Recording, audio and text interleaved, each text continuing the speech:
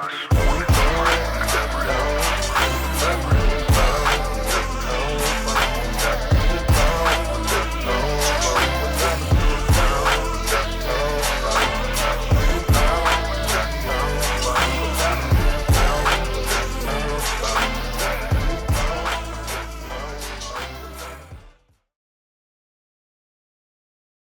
this class, I want to bring out the different ways that the so-called white man has destroyed this earth through pollution, destruction of foods, diseases, through its policies, how he destroyed the nations, and how he's still destroying the nations and still destroying the lands and taking the lands, okay?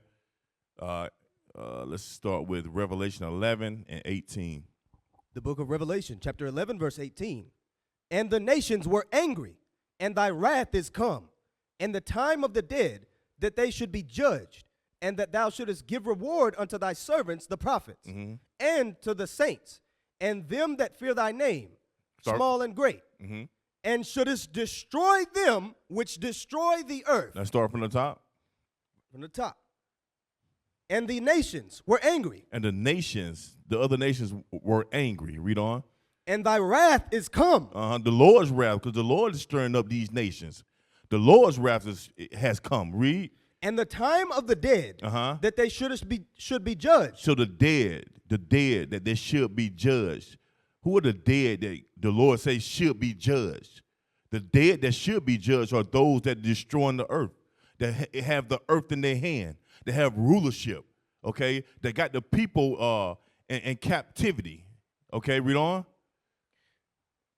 And that thou shouldest and they dead. Why? Because the promises don't belong to them, meaning they already have a judgment. Okay, read on. And that thou shouldest give reward unto thy servants, the prophets. So give reward to who? Thy servants, the prophets. Stop right there. Let's get that understanding of that. Who are the servants of the Lord? It says that thou shouldest give reward unto thy servants, the prophet. Is it a so-called East Indian man? Is he a prophet of the Lord, or a so-called white man, or a so-called Arab man? Is he the prophet of the Lord? Let's get the understanding on who the prophet of the Lord is. Give me that. 2:11. Amos chapter 2 verse 11. And I raised up of your sons for prophets, and of your young men for Nazarites. So the subject matter is who the Lord rose up for prophets and Nazarites, meaning that was Nazarite was of Israel. Okay. Read it from the top again. And I raised up of your sons for prophets, and of your young men for Nazarites. Is it not even thus, O ye children of Israel, saith the Lord? So who's the prophets of the Lord? O ye children of Israel. The children of Israel, the ones that went into slavery on slave ships, according to Deuteronomy 28 and 68.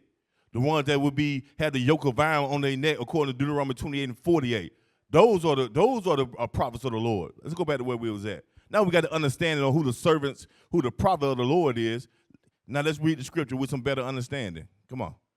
Revelation chapter 11, verse 18. And the nations were angry, and thy wrath is come. These nations are angry because the prophet of the Lord is rising on the earth in these last days, bringing out the truth, casting down all these imaginations. They are angry. Read on. And the time of the dead, that they should be judged. And that thou shouldest give reward unto thy servants. Because before we get our reward, the Lord it's going to cause all these other nations to come after this so-called white man, this virulent beast that's destroying the earth. Okay, the Lord's going to cause all nations to come against him, and then his prophet's going to get that reward. Okay, read on. And that thou shouldest give reward unto thy servants, the prophets, and to the saints. Let's get that, because we don't want to leave no stone unturned. Who are the saints? Okay, who are the saints of the Lord? The book of Psalms, chapter 148.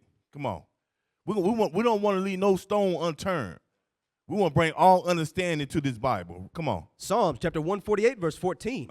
He also exalted the horn of his people, the praise of all his saints. Who are the saints? Even of the children of Israel. Even, or indeed, the saints of the Lord is the children of Israel. Okay, let's go back. Is that on that? A people near unto him. A people near unto him. Why? Because the Lord has always been dealing with the children of Israel. The Lord gave us the commandments to the children of Israel. Read on. Praise ye the Lord. Praise ye the Lord for that thing, because we are the people that's near unto the Lord. We are the people that the Lord's dealing with. We are the people that's in the last days bringing understanding to this Bible, the children of Israel. Okay, can't nobody open this book and break down the mysteries and the of this book like the children of Israel. You have to be connected spiritually with the Lord to be able to bring this book into existence. Come on. Revelation chapter 11, verse 18. Uh-huh. And the nations were angry, and thy wrath is come. Read. And the time of the dead, that they should be judged, and that thou shouldest give reward unto thy servants the prophets, and to the saints, and them that fear thy name. And them that fear thy name. We fear the Lord's name. We fear the Lord's name. Why? Give me that. The fear of the Lord is the beginning of wisdom. Give me that in Psalms. Psalms chapter 111 verse 10. Uh-huh. The fear of the Lord is the beginning of wisdom. Uh-huh. The fear of the Lord is the beginning of the wisdom. Because anybody can say that they fear the Lord. But let's show through the Bible how you fear the Lord. Read. A good understanding have all they that do his commandments. So you have to do the Lord's commandment to fear him. You can't just say, I fear the Lord, but you ain't doing nothing he tell you to do. Read on. His praise endureth forever. His praise endureth forever. We're going to stay praising the Lord forever. Okay? Come on. Let's go back to where we was at. Yes, sir. Let's get through this scripture real quick. Revelation chapter 11, verse 18. Uh-huh. And the nations were angry, and thy wrath is come, Uh-huh. and the time of the dead that they should be judged, and that thou shouldest give reward unto thy servants the prophets, Read on. and to the saints, Israel. and them that fear thy name, Israel. small and great, The small and the great of our people. Read. and shouldest destroy them which destroy the earth. And the Lord made a promise that he's going to do what? Destroy them which destroy the earth. So we're going to go in this class, we're going to show who is this people that destroyed the earth. We already know it's a so-called white man. It don't take a rocket scientist to see who destroyed this earth, but we're going to show evidence that this man has destroyed the earth and has continued to destroy this earth. They give me Job 9:24. The Lord has given this man the power to destroy this earth. All of the Lord's plan. The book of Job, chapter 9, verse 24. The earth is given into the hand of the wicked. It said, what the scripture say? The earth is given into the hand of the wicked. Uh-huh. He covereth the faces of the judges thereof. If not, where and who is he? So the earth has been given into the hand of the wicked. Read it from the top again. The earth is given into the hand of the wicked. Uh-huh. He covereth the faces of the judges thereof. If not, where and who is he? And who is he? That he has the power to destroy the earth. That he has the power to do what he wants amongst the earth. That he has the power to take lands which he want for himself. Okay? Hey, awesome. Uh-huh. And it goes back to your previous scripture in Revelations. It goes into what the nations being angry. You know, so these nations, they angry. Why? Because they know who the earth was given to. They know who God's children is. They know who you are. They the ones that scattered you abroad. So they know you are the saints. They know you are the prophets. So what that mean? That mean, well, they can't fight with God. So what they gonna touch God's anointed? They're gonna try to destroy the earth. They're gonna destroy God's people. Let's get that in second Ezra, because second Ezra 7:59. Because the earth was given to you. The earth, if it's any, we don't see our people going around, burning trees and doing these hunting for sport and all that. Why? Because we have a connection with. We're gonna bring it out too. We're gonna show that. Right, we got a connection with these things. We understand. We spiritual. But Esau, he hates our people, and he hates God as well. Read that. Second Ezra chapter 6, verse 59. If the world now be made for our sakes, why do we not possess an inheritance with the world? You see that Ezra is asking and saying, we know that the earth was made for our sakes. And Esau knows that as well. The nations know that as well. So with them knowing that, they're gonna be angry. They're gonna come against God's people. And since they can't box with God, they're gonna try to what? Hurt God's people in God's land. All right, that's all I got. That's right. All praise for that thing. And we're gonna show that. We're gonna show that they don't have they can't go around it. Okay, the Lord have a purpose for these people. Okay, it's to destroy the earth, and they can't get away from it. They can't get around it. Give me that too in Psalms 20 verse 24. They have a purpose that the Lord created them for, and they can't get around it. Okay, they have to be destructive because the Lord put that in their spirit. Read that. Proverbs 20 and 24. Yes, sir. Proverbs chapter 20 and verse 24. Mm-hmm. Man's goings are of the Lord. It says man's goings are of the Lord. Okay, read on. How can a man then understand his own way? You can't, because the Lord is controlling everything. The Lord has created this man to be as destructive as he is. But right before we go any further, give me that video, Officer Kazier. Give me that video. Let's start it off with that. Man's goings are of the Lord. He can't get around of that destructive nature that he has in him. Hey, what Bishop always say? Hey, you can't charm a snake. The scripture says that. You can't charm a snake. He gonna be a snake regardless. Whether you think he's a good snake or bad snake, at the end of the night, he's still a snake. But all people have to realize is that this man is a snake, and then you can do to get around him. He says, hand join. What's the scripture? Let's get that. The book of Proverbs, chapter 11, verse 21.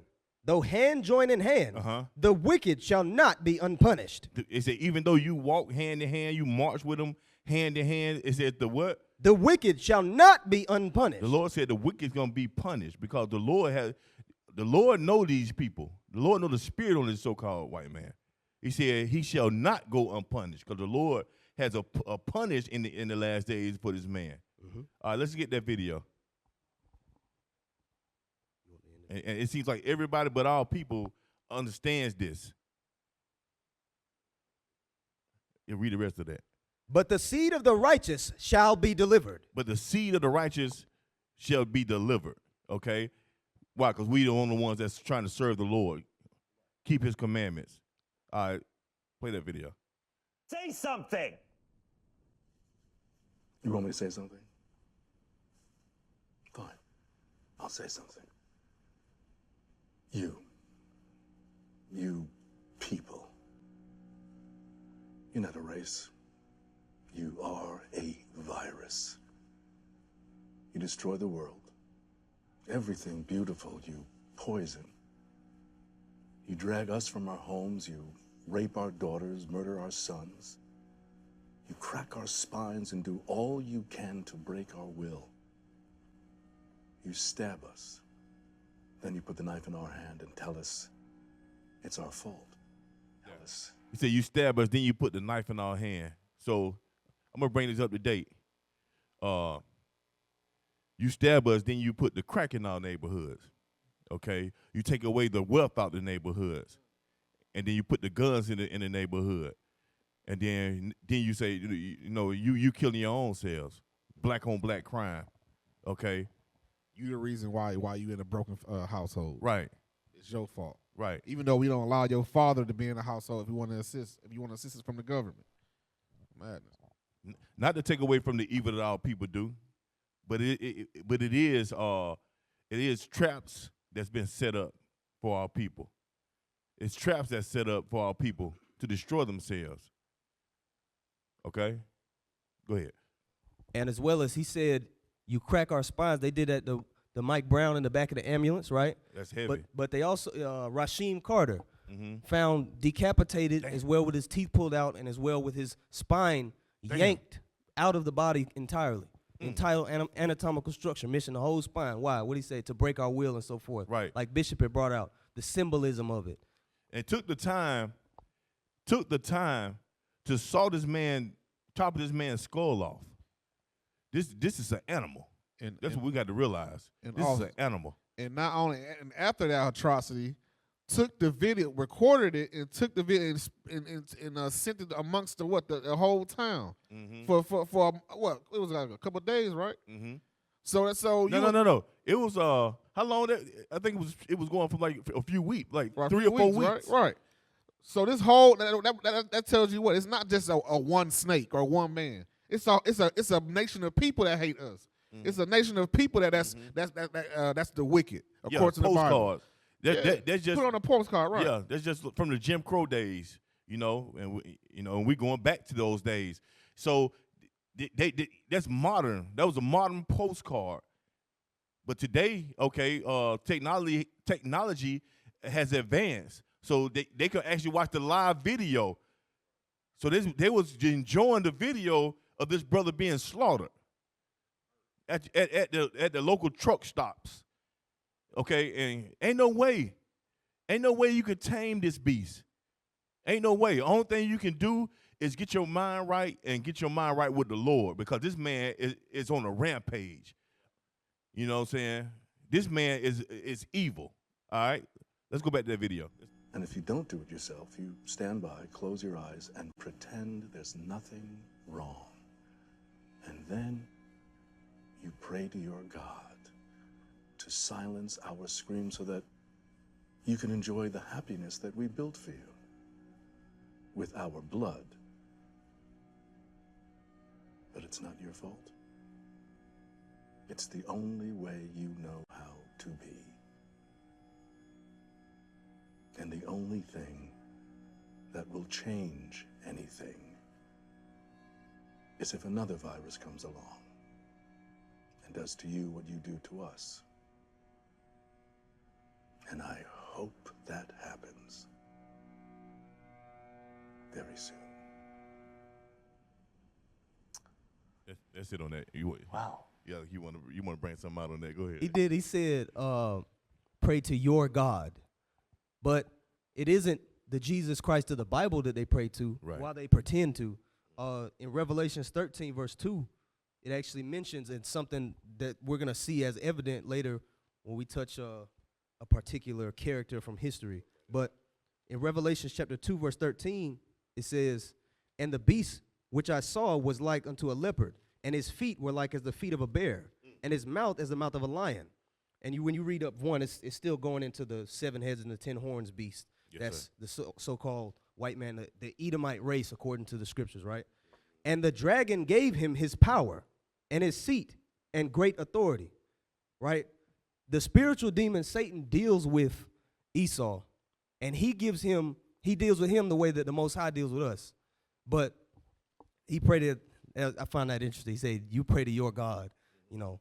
How does a man create a weapon that has the capability of doing something like wiping out a continent or a whole? You said what? Splitting the atom. Splitting the atom.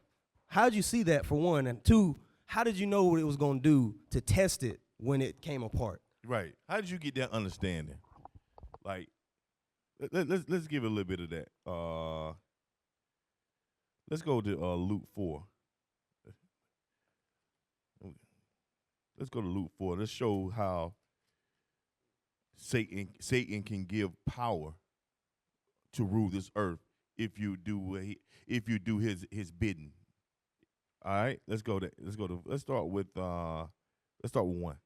Luke chapter 4, verse 1. And Jesus, being full of the Holy Ghost, returned from Jordan and was led by the Spirit into the wilderness, being 40 days tempted of the devil. Of who? Of the devil. Uh-huh. And in those days he did eat nothing. And when they were ended, he afterward hungered. Mm-hmm. And the devil said unto him, if thou be the Son of God, command this stone that it be made bread. And Jesus answered him, saying, it is written that man shall not live by bread alone, but by every word of God. And the devil, taking him up into an high mountain, showed unto him all the kingdoms of the world in a moment of time. All the what? All the kingdoms of the world in a moment of time. Uh-huh. And the devil said unto him, all this power will I give thee, and the glory of them, for that is delivered unto me. Because this is Satan's world for a moment of time. Right. So the Lord gave Satan the power to rule this world for a moment of time. So what Satan say? He said, all this what? For that is delivered unto me, and to whomsoever I will give it. Start with 6 again from the top. Verse 6. And the devil said unto him, all this power will I give thee, and the glory of them, for that is delivered unto me. And to whomsoever I will give it. Whomsoever I will, I give it. I can give it to whoever I will. Okay? So let's go into history. Let's find out who the origin of this beast. Okay, let's go to Genesis chapter 4. Let's start with verse 1. Let's go to the origin of this beast to show you how he came into fruition. Genesis chapter 4, verse 1. Mm-hmm. And Adam knew Eve, his wife, and she conceived and bare Cain, and said, I have gotten a man from the Lord. Read. And she again bare his brother Abel. And Abel was a keeper of sheep, but Cain was a tiller of the ground. Read on. And in process of time, it came to pass. So in the process of time, that was years. Years passed by.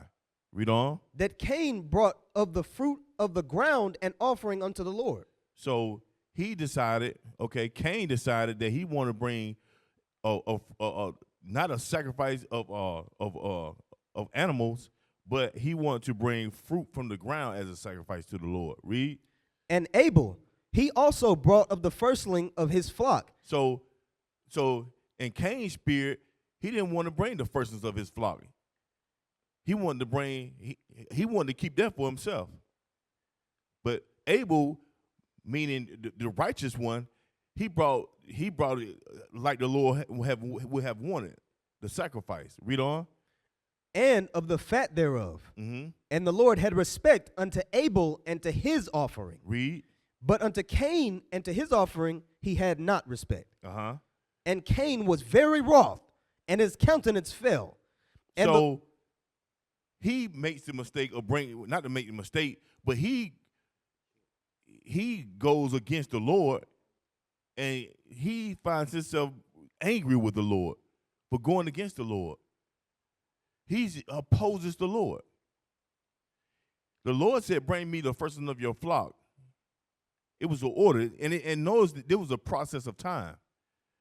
Meaning at one point he was bringing the firstlings of his flock. But it got to the point where he didn't want to bring the firstlings of his flock anymore. He wanted to bring what he wanted to bring.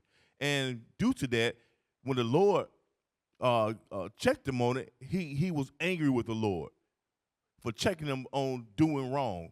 Read on. And the Lord said unto Cain, why art thou wroth?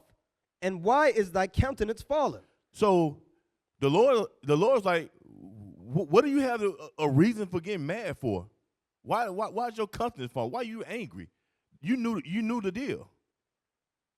You knew my law. Read on. If thou doest well, shalt thou not be accepted? And that's a rhetorical question the Lord asked him. If you would have done well, wouldn't you have been accepted for doing a righteous deed? Read on. And if thou doest not well, sin lieth at the door. He said, read it from the top again. If thou doest well, shalt thou not be accepted? Uh-huh. And if thou doest not well, sin lieth at the door. He said, and if you don't do well, if you choose to go against me, sin lieth at the door. Read on. And unto thee shall be his desire. Unto who? And unto thee shall be his desire. Unto Satan shall be your desire. Read on. Meaning, whatever he wants you to do, that's what you would do. You're going to be in line with Satan. Read on. And thou shalt rule over him. And thou shalt rule over him. Satan is going to rule over the so-called white man, which is Cain. Bring it out. So Cain, when we're going to bring that out, we're going to show how Cain came back as Esau. Okay? So the Lord said, he shall rule over you. So it lets you know that Satan was amongst them at this time. Satan's right there because he said, read that last part, and unto thee. And unto thee shall be his desire. Uh-huh. And thou shalt rule over him. And you, he's speaking directly to Satan. And you shall rule over him, which is Cain. And we're going to find out as we go into the Bible, we're going to show who the descendants of Cain were. Read on. And Cain talked with Abel his brother. Uh-huh. And it came to pass when they were in the field that Cain rose up against Abel his brother and slew him. And did what? And slew him. And killed his brother. Read on. And the Lord said unto Cain, where is Abel thy brother? And he said, I know not. Am I my brother? So read that from the top again. Yes, sir. And the Lord said unto Cain, where is Abel thy brother? And he said, I know not. He's lying to the Lord. Read. Am I my brother's keeper? And then he gets smart out the mouth at the Lord. This is showing someone that opposes the Lord. Read on. And he said, what hast thou done? The voice of thy brother's blood crieth unto me from the ground. And now art thou cursed from the earth. So the Lord cursed Cain from the earth. And when we go further up in Genesis, we're going to show how he's been cursed from the earth. Read. Which hath opened her mouth to receive thy brother's blood from thy hand. When thou tillest the ground, it shall not henceforth yield unto thee her strength. So one curse that the Lord gave him said, you cursed from the earth. And then when you look in throughout the earth today, what people is cursed from the earth? What people is different from all people on earth? Hey, also, what race of people hate the sun? You know, what people don't have no melanin? Out of all 18 nations, there's only one nation that it can't go outside too long without no sunscreen. You know what I mean? Exactly. And why? And why they gotta have that sunscreen? Because they don't have melanin. They don't have melanin to protect their skin from the sun, from the rays of the sun. Thou read that part again. And now art thou cursed from what? And now art thou cursed from the earth, which hath opened her mouth to receive thy brother's blood from thy hand. So all people got some trace of melanin in their skin, but the so-called white man. Verse 12.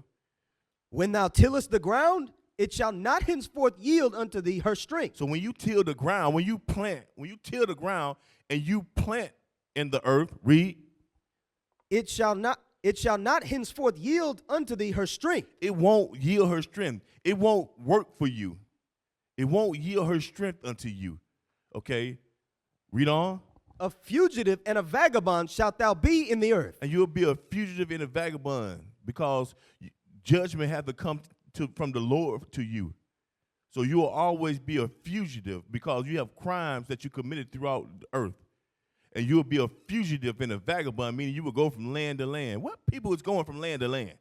What people go from land to land and taking it? Right. There's warring with other nations, taking their natural resources. Colonization. Captivity. What nation? The so-called white man. What people? What people? Only people that's lining up with what I'm reading is the so-called white man. And we're gonna be crystal clear when we go through the Bible who this person is. Okay? And also too, you gotta just going off of history, right? When how Esau took over these countries, these lands. When they came over, they had all the military ability and all the weapons, and as far as even went wrong with the roads and whatnot. Mm-hmm. But when it came to gardening and crops and growing, they had to gleam on us. They had to gleam on the other nation. That's another proof that the Bible is real, because you don't hear Esau about being innovative with growing crops and gardening and stuff like that, and seeds and stuff like that. Why? Because it wasn't given to him. God said that was going to be one of their curses. The earth is not going to give its increase to them. So they got to depend on who? Us. That's why when you look at all the resources that the Europe got, all the European nations got, where do they get their resources from? Whether it's food or jewelry, where do they get it from? They get it from what? The black nations. That's Africa. Right. That's where they get it from. They can't. The earth is not consuming their strength to them, and that's biblical proof right there. Show you how the Bible is so real. Just show you how the Bible is just so real that it just lines up. It just gives you all the understanding in these last days. You want to bring that up? Yeah, can we get the Interstellar clip?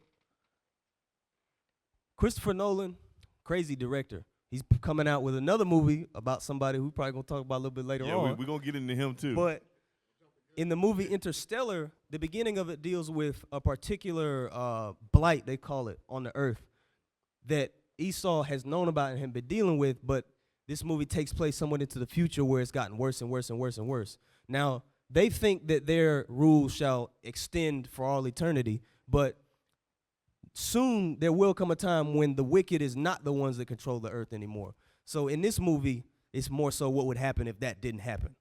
So play that. Or y'all need a second? Yeah, All right. yeah. The earth will not, he's a till of the ground, but now at that point when he receives the curse, the earth will not yield forth its strength unto him anymore, right? Blight. Wheat 7 years ago. Okra this year. Now there's just corn. And we're growing more than we ever have. Well, but like the potatoes in Ireland and the wheat in the Dust Bowl, the corn will die. So he's going into the different plants that are no longer growing at this time, right? Damn. So they can't get them to grow, right? Because the earth will not yield its strength. Henceforth yield her strength. It's not doing like it did with Northern Kingdom down here. Like you had Joe Rogan talking to that scientist about terra preta, the dark earth, the dark soil, what they said was the most nutrient-dense, compacted, healthiest dirt to grow from that Northern Kingdom was working with over here in the rainforest. Esau don't have that. He's studying it, and he can't get the places where he's at to continue to be fruitful like they were when we had them or when we were keeping the commandments at them. But he's going into speaking on which plants are dying at this time. Read. I mean, play on. Play on. 7 years ago. Okra this year. Now there's just corn. And Corn, we're the only growing thing more they than can we get to ever grow. have. Well, but like the potatoes in Ireland and the wheat in the Dust Bowl, the corn will die soon. Corn will die soon. So look at that. So they in there, they getting the laboratory men, they clipping, they say, how can we GMO it up? Right? Pause it.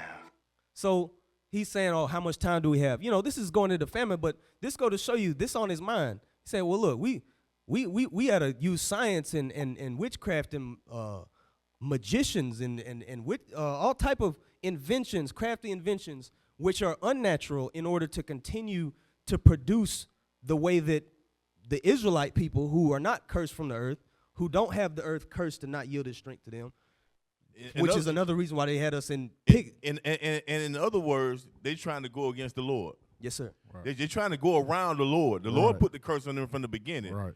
So they so evil, they trying to go around the Lord. Right, basically saying, even though you cursed me, God, I'm still gonna try to do something. I'm still gonna try to produce fruits of my own by what going to these laboratories and injecting stuff and making it out of a test tube, basically these test tube fruits and vegetables. That's what we got right now. Genesis chapter 4 and 12. Genesis chapter 4 and verse 12. Uh-huh. When thou tillest the ground, it shall not henceforth yield unto thee her strength. A fugitive and a vagabond shall thou be in the earth. Okay, read on. And Cain said unto the Lord, my punishment is greater than I can bear. Uh-huh. Behold, thou hast driven me out this day from the face of the earth, and from thy face shall I be hid, and I shall be a fugitive and a vagabond in the earth. So he was a fugitive. Why was he a fugitive? Because he was a murderer. The judgment for murder is thou shalt be killed. So the Lord said you're gonna be a fugitive and a vagabond, meaning you don't have a homeland. You're gonna go from land to land, and you will be wanted for the crimes that you have committed throughout the earth. Right. Read. And it shall come to pass that everyone that findeth me shall slay me. It goes to show that there was other people on earth. Everyone that findeth me shall slay me. Read. Also, it also shows that we follow God's laws back in that time. Yes, sir. Verse 15. And the Lord said unto him, therefore, whosoever slayeth Cain, vengeance shall be taken on him sevenfold. Uh-huh. And the Lord set a mark upon Cain, lest any finding him shall kill him. Read it from the top again. And the Lord said unto him, therefore, whosoever slayeth Cain, vengeance shall be taken on him sevenfold. So that's going to this man today. Whoever slay of Cain, whoever don't bow down to the oppression of this people, vengeance shall be taken sevenfold. Right. Read on. And the Lord set a mark upon Cain, lest any finding him shall kill him. And that mark is sin and murder and mayhem. Less means before. before any finding him shall kill him. So it's before any find him and kill him for his sins of murder, the Lord said, I had to put this mark on him. I have to make him ruthless, Right. and diabolical in order for him to get to these last days so the Lord can take him out. Without that, these nations chomping at the bit on this so-called white man. But they can't do nothing with him because the Lord set a mark on him in these last days. The Lord had to put a mark on him to save him to get to these last days so the Lord can bring that judgment on him. Right. Okay? You find what you're looking for? Don't worry about it then. Okay. And Cain went out from the presence of the Lord and dwelt in the land of Nod on the east of Eden. And Cain knew his wife, and she conceived and bare Enoch. And he builded a city, and called the name of the city after the name of his son, Enoch. So Cain had a wife and had children. Jump over to 22, 4 and 22. Genesis 4 and 22. Genesis chapter 4, verse 22. And Zillah, she also bare Tubal-Cain, an instructor of every artificer in brass and iron. And the sister of Tubal-Cain was Naamah. And Lamech said unto his wives. So he was he was an instructor of every artificer in brass and iron, meaning weaponry. Right. Okay. Tubal-Cain. Jump down to 23. 23. And these are still the descendants of Cain. This is that lineage of Cain. Read. And Lamech said unto his wives, Ada and Zillah, hear my voice, ye wives of Lamech, hearken unto my speech. For I have slain a man to my wounding, and a young man to my hurt. So he had slain a man, murder. That spirit is passed down through his whole lineage. Murder. Right. Read on. If Cain shall be avenged sevenfold, truly Lamech 70 and sevenfold. More murder. Read on. And Adam knew his wife again. That's it on that. Drop that. Hey, Oz, you know what that brings out too? It lets you know that Esau understands that mark as well. They understand that only God is going to be able to bring them down. So they're not worried about any man. That's how they go about it. They just tell you how boastful this nation is. Exactly. We don't care what y'all say. We're going to do what we want to do. That general? Somebody find that video of that general. Yeah, that y'all general? paying attention? Somebody find that video on that general, that prideful, arrogant Edomite general. What he said? If you come against us, your Jocko, children. that was his name. What did he say? Jocko. He said if you come against it, your children will basically take your place. Basically. Right. You what do you say? Somebody else gonna be raising your children. Shalom, Israel. This is Bishop Nathaniel. I want you to know that you can view all our Sabbath classes live on IUIC TV. That's right, I said on IUIC TV. Download the app today. Shalom. Okay. Because when you attack them, when you attack Esau, you messing with a beast on a different level. They got weapons, DARPA and all these people. Say it again. You messing with a beast on a different level, on right? a different level. Yeah, he got guns. Okay, people shooting guns. Pew pew pew. He dealing with weapons and machinery that's beyond the current decade that we're in. They try to think 25 to 50 years ahead technology-wise with their weapons, dumping more military funding into things more than food and water and everything. Right. Because they understand they purpose. They understand they mark. They know that they weaponry, their military is more important than all the other stuff. That's how they rule the earth. That's how they're able to rule and conquer all these other nations. Through what? Their mark, which is what their weapons. Oh, it's not Jocko. Okay. What's his name? It don't matter. Let's show the video. Yeah, he'll Edomite. Threats to our nations, they don't sleep. They're watching our every move. Iran, Russia, China, North Korea, ISIS, Al-Qaeda. They may be watching this right now. Our military should not be mistaken for a cable news gabfest show. We don't care what you look like. We don't care who you voted for, who you worship, what you worship, who you love. It doesn't matter if your dad left you millions when he died or if you knew who your father was. We have been honed into a machine of lethal moving parts that you would be wise to avoid if you know what's good for you. Hold that. Read that in 4 and 22 again. Genesis chapter 4, verse 22. And Zillah, she also bare Tubal-Cain, an instructor of every artificer in brass and iron. And the sister of Tubal-Cain was Naamah. He said this thing is a moving machine. Right.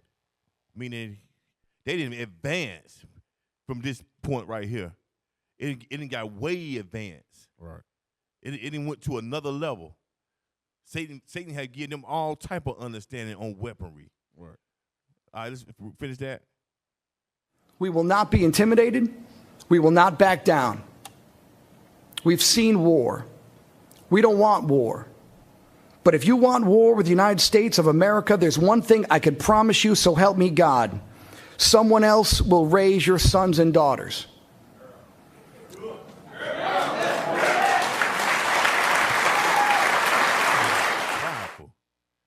Prideful.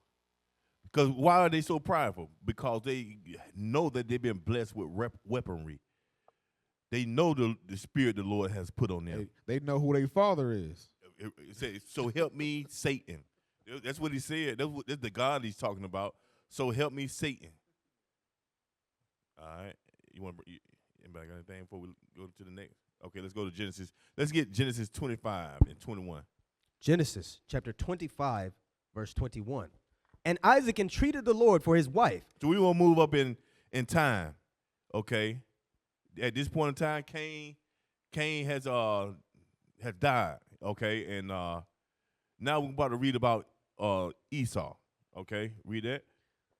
Genesis chapter 25, verse 21. And notice the characteristics between the two. Read. And Isaac entreated the Lord for his wife because she was barren. And the Lord was entreated of him, and Rebekah his wife conceived. And the children struggled together within her. So this is Isaac prayed to the Lord for his wife, Rebekah, so she can have birth because she was barren, okay? And what? And she said, it said, and the children struggled together within her. So let us know that she has twins in her womb. Read on. And the children struggled together within her. And she said, if it be so, why am I thus? If it's from the Lord, why am I having these problems in my pregnancy? She expected it to be, because it was a blessing from the Lord, she expected it to be a good pregnancy, okay, without any type of issues. Read on. And she went to inquire of the Lord. So she went to a prophet to inquire of the Lord to find out what's going on, Lord. Read. And the Lord said unto her, 2 nations are in thy womb, and 2 manner of people shall be separated from thy bowels. It says 2 nations. 2 nations. The root word of nationality is nation. Genesis goes into the creation of the nations. So the Lord told her 2 nations are in thy womb, and 2 manner of people. These people are gonna have 2 different mannerisms. Shall be separated from thy bowels. Uh-huh. And the one people shall be stronger than the other people. And one of the people is going to be stronger than the other one, physically, read, and mentally. Read on. And the elder shall serve the younger. And the one that come out first going to serve the one that comes out last. Read on. And when her days to be delivered were fulfilled, behold, there were twins in her womb. Uh-huh. And the first came out red, all over like an hairy garment.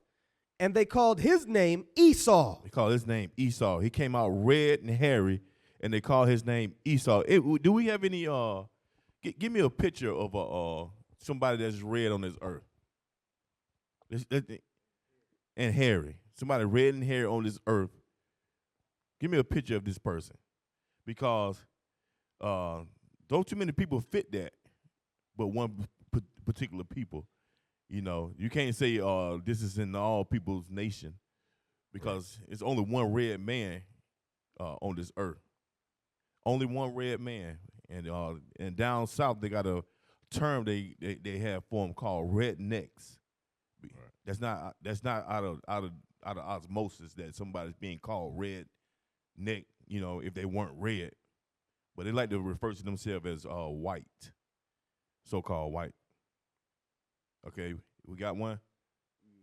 Yeah, use that one. Yeah, that's perfect. No, the one all the way on the right. Yeah, because he got a white shirt on. Let me get that one. Yeah, that one with the white shirt on. Let's show the difference from white and red. Yeah, that's the one we want. Yeah. Look at the difference. Look at the white shirt, and let's look at the red face. Damn. Read that again. And the first came out red, all over like an hairy garment. Mm-hmm. And they called his name Esau. And they called his name Esau. Take a picture of that book right there, and send it to IT. And the first one came out red all over, and they call his name Esau. This is Esau, and as we continue to read, we're gonna see how he lines up with Cain perfectly. Perfectly. Did y'all get that yet? Who wrote that book, by the way? Charles A. Weissman. And that's who's that? Let's look him up. Let's find out who he is. Okay, he's the author of this book, and he's who? Esau, the so-called white man. Okay. So even they know who they are. We can go a plethora of sources of them knowing who they are, but on the surface, for time's sake, we just showed you the book that they wrote that he's the author of. And he has a question, who is Esau Edom? Who are his people on the cover of it? All right, let's finish. Let's go back to where we was at. Genesis chapter 25, verse 25. Uh-huh. And the first came out red, all over like an hairy garment. And they called his name Esau. Mm-hmm. And after that came his brother out. Uh-huh. And his hand took hold on Esau's heel. So they didn't describe the color of his brother, which is Jacob, but they showed Esau. Okay, read on. And his name was called Jacob. And Isaac was 80 years old when she bare them. Uh-huh. And the boys grew, and Esau was a cunning hunter, a man of the field, and Jacob was a plain man dwelling in tents. It said Esau was a what? Jacob was a plain man dwelling in tents. Uh-huh. And Isaac loved Esau. No, read from top. Verse 27. And the boys grew, and Esau was a cunning hunter. All right, stop. Give me that video on that it's a video I sent. Hey, and while you're getting that, just off verse 27, it says Esau was a cunning hunter, like you mentioned before. But after the flood, the seed of Cain wasn't around yet. So right. this is the introduction back. So and how we know that? Why? Because he's a cunning hunter. What do you have to do if you're? What is the traits of a cunning hunter? Meaning what? You're skillful. Meaning not only are you killing something, but you're good at it. You're good. You know how to invent new ways to kill certain things. Mm-hmm. He's a cunning hunter. The same spirit that we see today, like that mark that we talking about. Mm-hmm. It came right back in this chapter right here. Go ahead. An American hunter is pushing back against her critics after photos of her next to a giraffe she killed in South Africa triggered global outrage. You saw that with the giraffe? Deborah Messing said she was a vile, heartless, selfish murderer. Social media has brought fresh scrutiny to a centuries-old tradition, trophy hunting. You're a horrible person, and I hope you die a slow, painful death. Hunters claim that killing one animal keeps many others alive. A lot of hunters are definitely true conservationists, there's no question about it. Oh my God. Pause for a second. So you notice these animals, right? You see these animals, and you see that Esau doesn't hunt them because he needs that food right this second. He's doing it because it's fun. He's killing it because he can. And some of it are not even edible. Right. It's just, it's just kill that bloodthirsty spirit they have on them. Yeah. Why did I kill it? Because I wanted to see if I could. For a trophy. Right. And then we're going to see, as we watch this video, we're going to see that they hunt for trophy just to say that they killed something. Okay? An exotic kill. A cunning hunter. A cunning hunter, an exotic kill. And it's just bloodthirsty. Okay? And that spirit has them destroying the earth. Right. You got animals that's going to extinction because of how bloodthirsty they are. Right. All right? Hey, let's play that. But as a record number of species face extinction, outrage against hunting intensifies. Putting a price tag on any animal's head diminishes the value of that animal. We travel to one of the world's premier trophy hunting destinations to find out whether hunting helps or harms the long-term survival of wildlife. The world needs to see this is what's happening. We don't get the help, we might end up losing the war. Because at the beginning of the video, it said it's a more, like I was saying, they do this for sport. They don't do it like, you have to kill your stock for food and whatnot. I don't know, Gad did it as well. But they do it. They don't do it for that. They do it just to say they did, like the officer said, just to hang their head or they carcass in their living room. Right. And put it on the wall. Put it on the wall. Right. Yeah, this is the one. Yeah. Go ahead and post that. I found this. This was an old picture. I think it was in the New Yorker, 1963. Blow it up a little bit so they can kind of read it. It's a. Yeah, blow it up a little bit. All right, I read. It says the most dangerous animal in the world. As you scroll down so you can see. So you see who's looking. It's basically just a mirror, and you see the man looking in it, right? And it said the most dangerous animal in the world. Then further down it says you are looking at the most dangerous animal in the world. It along of all the animals that ever lived can exterminate. And has entire species of animals. Now it has achieved the power to wipe out all life on Earth. You see that? Mm-hmm. And what are we looking at? We're looking at what? The so-called white man, the Edomite, looking in the mirror. So in case you didn't know, Esau he has to remind himself who he is. Mm-hmm. Yeah, you are the most dangerous animal in the world. And we're going to go into that too, how he has the power to wipe out all living, even though the Lord is not going to let that happen. But this man is a beast, okay? Read Genesis again. Genesis chapter 25, verse 27. And the boys grew, and Esau was a cunning hunter, a man of the field, and Jacob was a plain man, dwelling in tents. Read on. And Isaac loved Esau because he did eat of his venison. But Rebekah loved Jacob because he loved to hunt.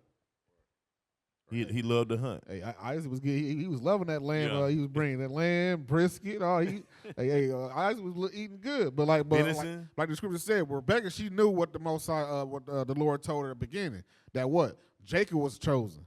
He should rule over Jacob, and she knew that thing. That's why she loved Jacob. That's right. All right, let's play that. We're gonna play this a little bit more, then we'll move on. Go ahead.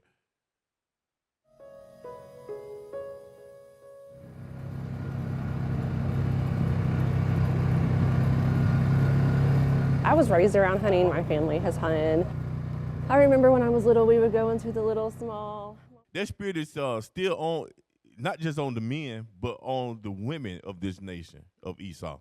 Hey, Austin, you look at her, you think she's just an ordinary white woman, right? Exactly. She is just a nice going Miss Lord, you know? She bloodthirsty too. But look at her. She's like, she was raised in that thing. Mm-hmm. She bloodthirsty just as well. Go ahead. Go into the little small mom and pop stores, back home. You would go in and everybody would have their pictures hung up of what they've harvested. Tess Talley is an avid trophy hunter. Today, she's on a ranch that stocks the grounds with exotic game. They just go to hunt exotic game. It ain't just they killing to eat or for food. is just to kill something and have that carcass as a trophy. And this is like a resort or destination where they just go to kill exotic animals. Hey, right? also, I gotta eat at my job, right? This is how boastful they. This is how what you going into at my job. He purchased. I think he said, like 4 acres in Minnesota, just so he can hunt. Just so he can hunt. He lives in North Carolina, but he got 4 acres of land in Minnesota just so he can hunt. Mm-hmm. That's the spirit we dealing with. Mm-hmm. A cunning hunter. Play the video. We're on our wildebeest, just talking, looking around for him. He spotted us first. The wind was in our favor, but his eyes were not. It's the adventure, a little bit of adrenaline rush, and then there's, that moment, and that's excitement. Everything that you led up to just come together.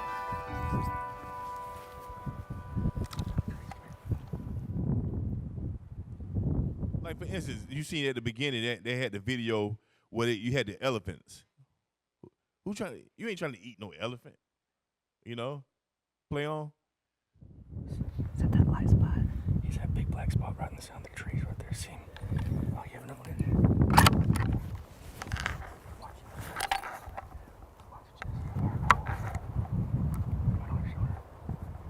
That's all you can really see in the hole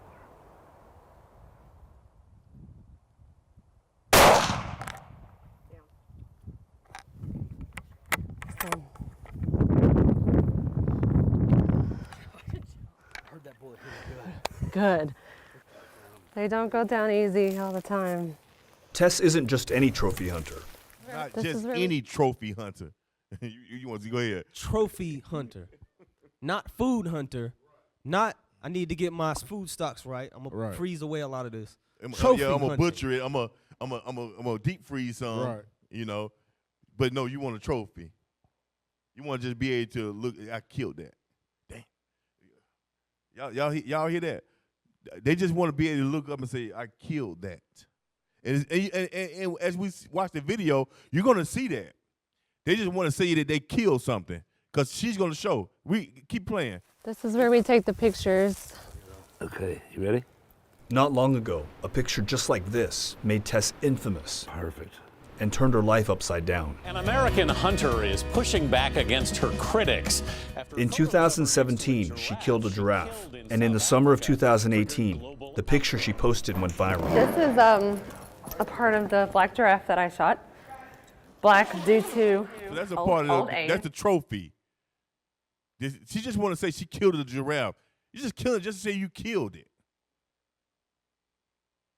Just to say you killed it.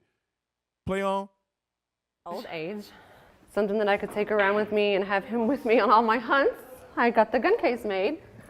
And I have decorative pillows made out of him. And everybody loves them. So tell me about that giraffe. Tell me about that whole experience. He really was. Not only was he beautiful and majestic, but he was good. And we all take pictures with our harvest. Yeah. That's what we do. It's what they've always done. Mm-hmm. There's nothing wrong with that. Giraffe? So it's no telling how many animals that this beast has killed. And we look at as they stated in the video, the animals approaching extinction levels, getting to a point where they're almost extinct because this beast. You got the picture yet? Okay, and we're gonna show you also another other things that they hunt, how they hunted all people. We were the trophy at one point in time. It don't start with animals. It's people too. Hey, can you give me the Deuteronomy 28?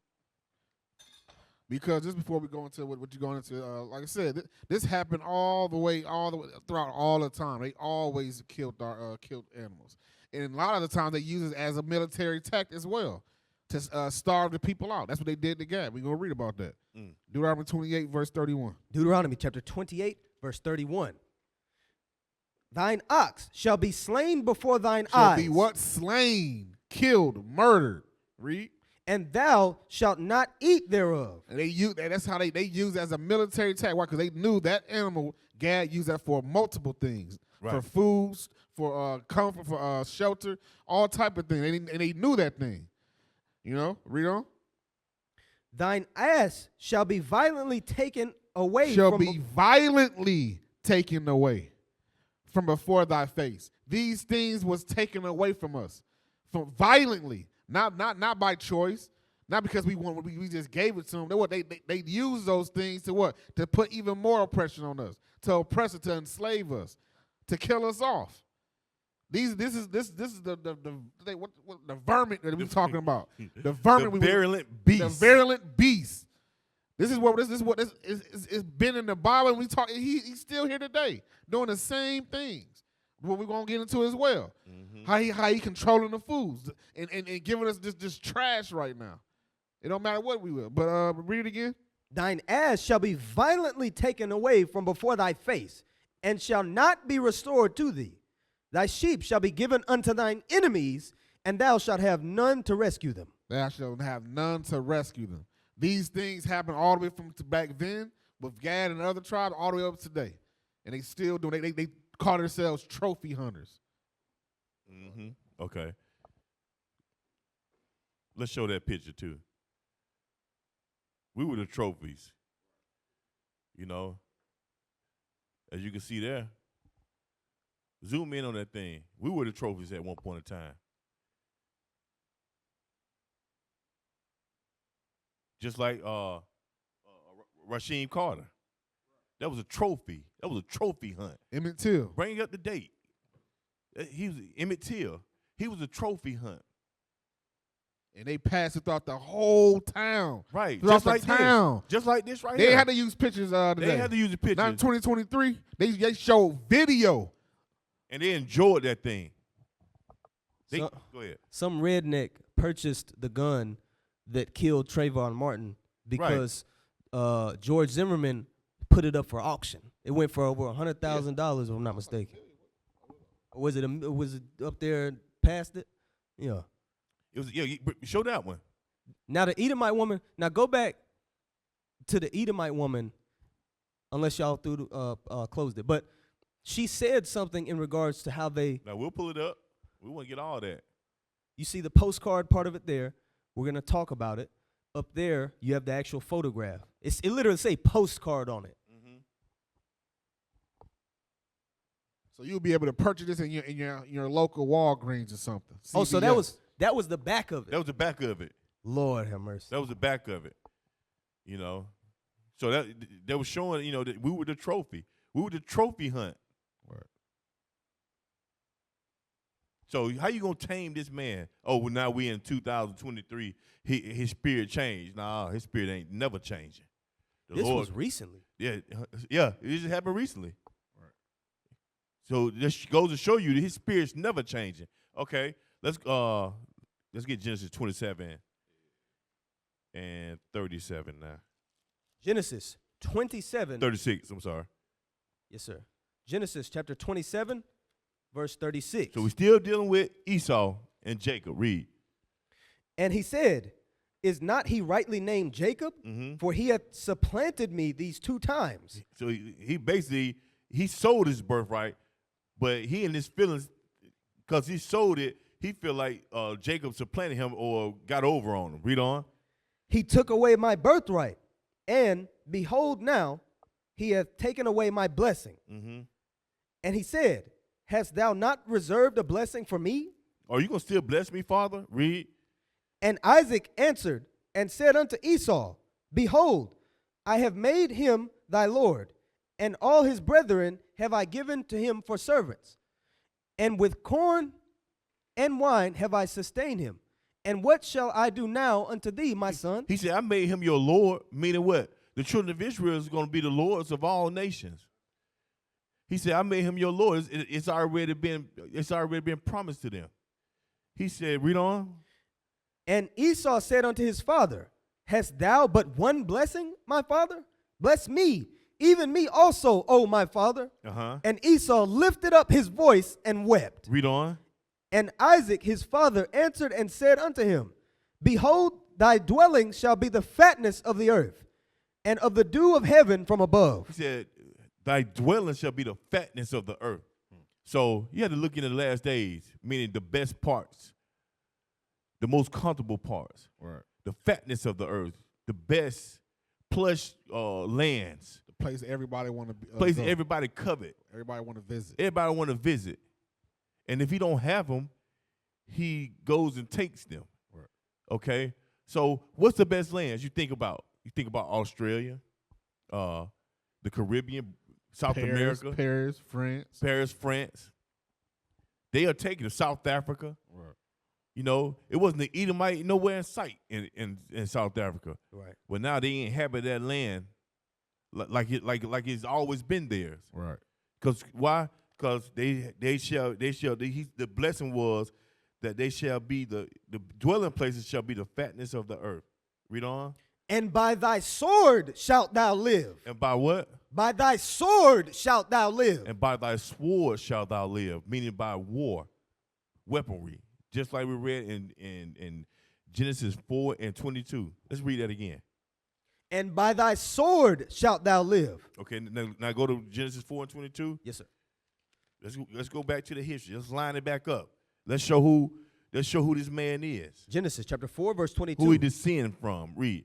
And Zillah, she also bare Tubal-Cain, an instructor of every artificer in brass and iron. In brass and iron, swords, shield, bucklers. Read. And the sister of Tubal-Cain was let's Naamah. go back. Let's go back to Genesis. Genesis 27 and verse 40. Verse 40. Genesis chapter 27, verse 40. And by thy sword shalt thou live, and shalt serve thy brother, and it shall come to pass, when thou shalt have the dominion, that thou shalt break his yoke from off thy neck. And as you can see, that has happened. Right. Meaning because they ruling, and they're ruling over us. Okay? Well, hold on, let me catch up where we at. That was the end of verse 40. Oh, that's it. That's it. That's all I want out of that. Okay. Give me that picture I sent of the different lands, y'all. Y'all with me? Can you zoom in? Yeah. I can't remember what that top one was. Can y'all see that? Iraq. Iraq. Okay. So on the left you have Iraq.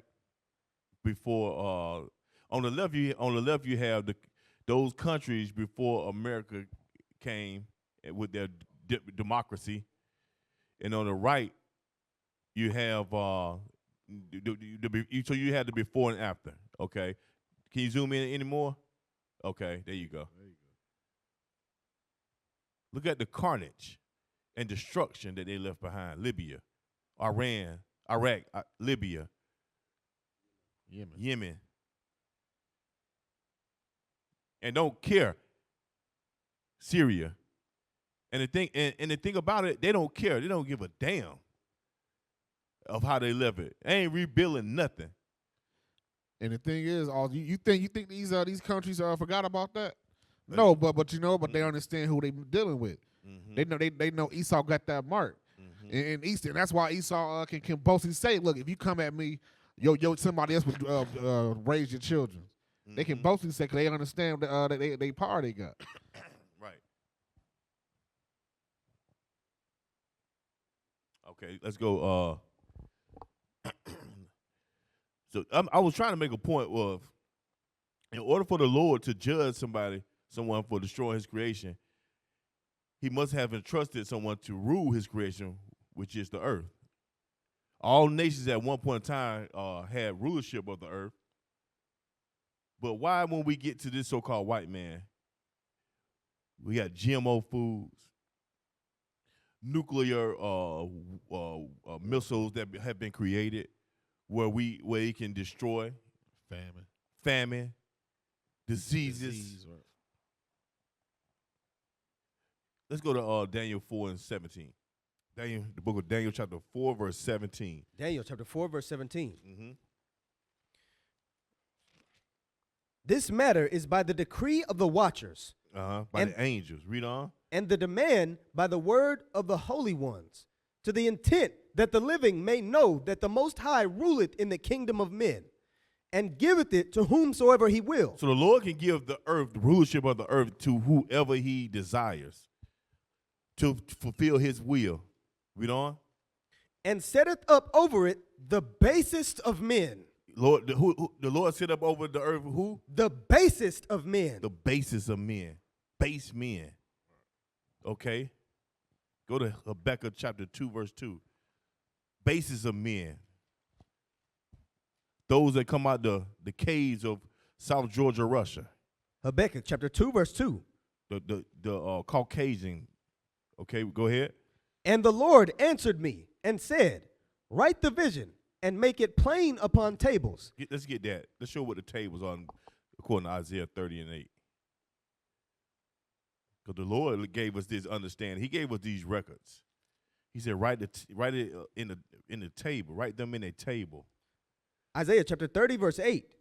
Now go, write it before them in a table, and note it in a book. And note it in a what? In a book. And the book is the Bible. Right. That it may be for the time to come, forever and ever. That it may be for the time to come, which is now. Now we can go in this book and we can look at all the atrocities and all the things that have been perpetuated throughout the earth, and we can line it up with the scripture. That's what the Lord said the book was going to be. We noted in the book for us in these last days. This is where he left his children, the children of Israel. He said, note it in the book. Make note of this thing. Make note of this thing so we can understand in the last day. All praise for the leadership, for the Lord for putting the spirit on leadership to open up this understanding to all of us. Because we were niggas in the world doing what we wanted to do. But the Lord put this understanding on us. Now we can go in the Bible and then we can correlate history throughout the world and today, and then correlate it and bring it up to date with the Bible. All praise for the Most High for that thing. Let's go back. Habakkuk chapter 2, verse 2.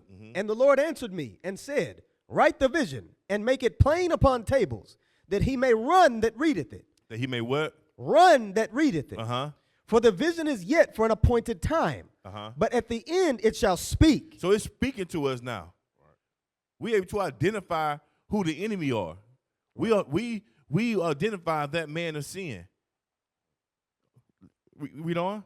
And not lie. Because it ain't lying. We seeing what it is. We seeing what it is. Read on. Though it tarry, wait for it. Though it's taking some time, wait for it. Because the Lord said it's going to happen.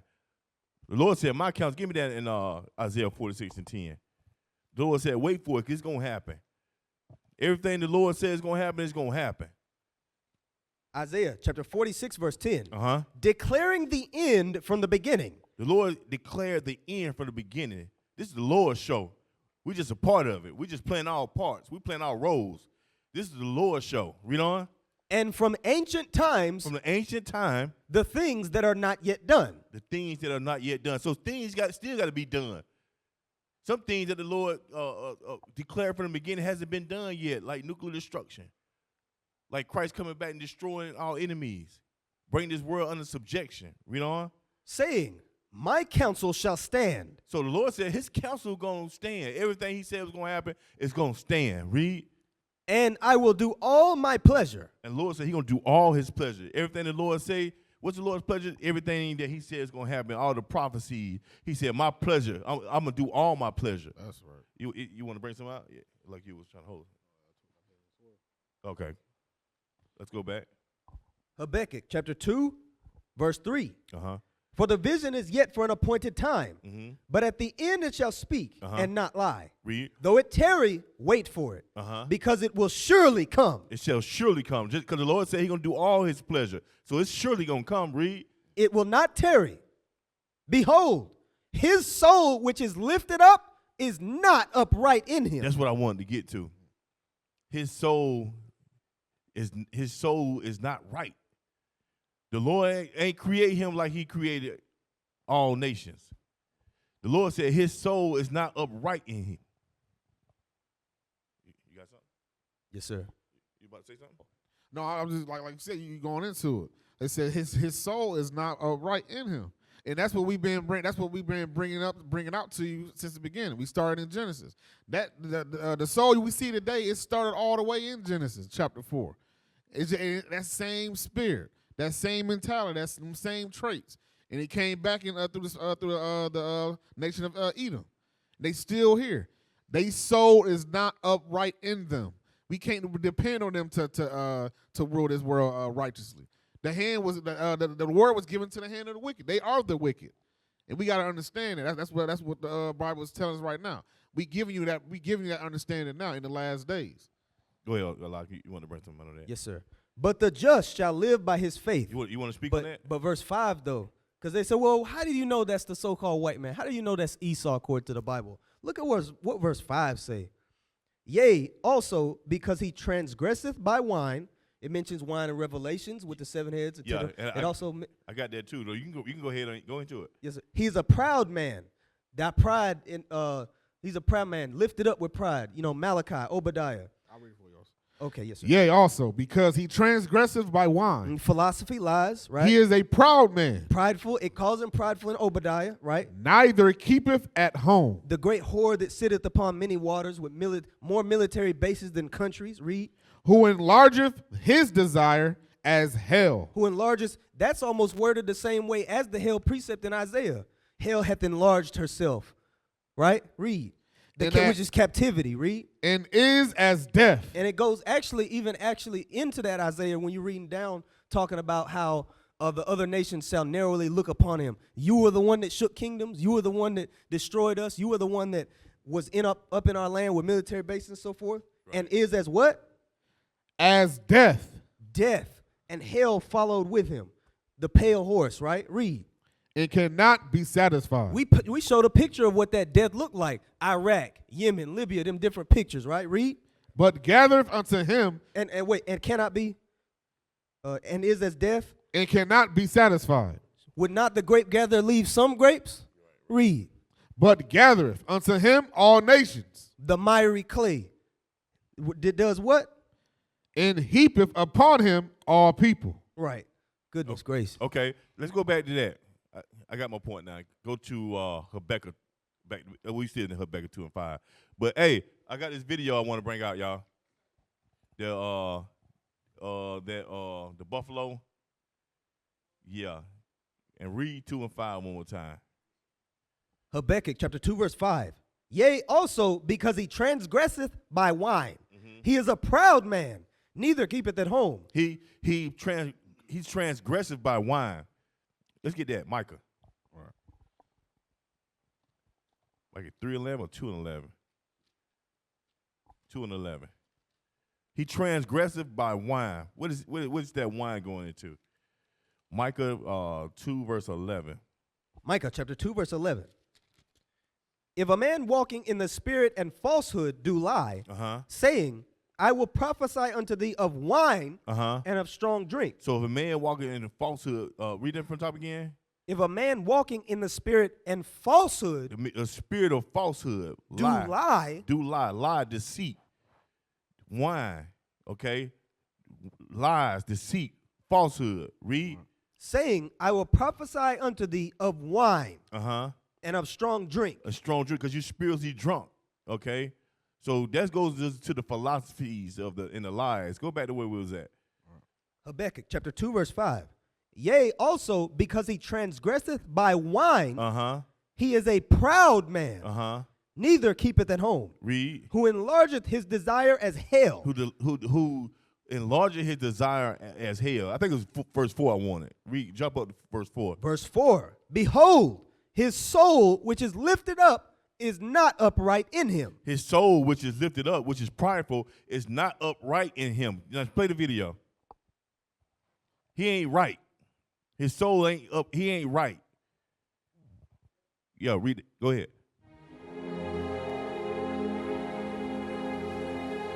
So this is going into the so-called white man when he destroyed all the buffalo in the land in order to deprive Gad of the resources that they use the buffalo for. So this man went and just destroyed, just killed.